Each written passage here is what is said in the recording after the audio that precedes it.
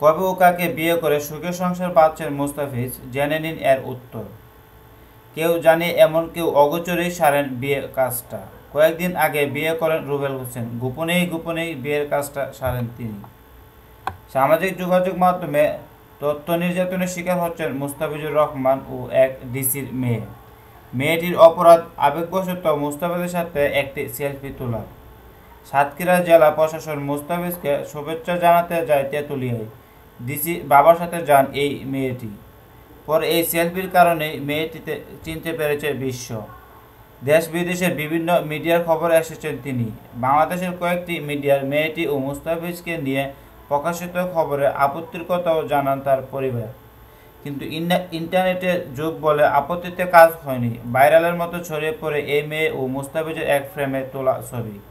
ভারতীয় মিডিয়া লিখে এই মেয়েটি কি মুস্তাফিজের বউ হতে যাচ্ছে।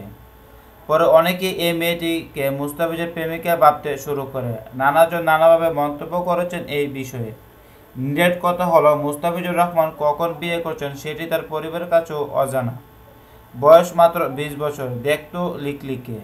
এখন বিয়ে করার কোনো সম্ভাবনা নেই তার। আর ডিসির মেয়ের সাথে তার বিয়ের প্রশ্নই আসে না। আপাতত এটাই পরিষ্কার, শুধু সেলফি অপরাধ করে আলোচনায় এসেছেন এই মেয়েটি।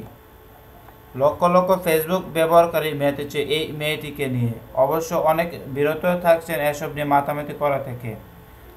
চানমিয়া নামের এক ফেসবুক ব্যবহারকারী লিখেছেন, একসময় মুস্তাফিজ মেয়েটির পিছনে ঘুরত, মেয়েটি তাকে পাত্তা দিত না।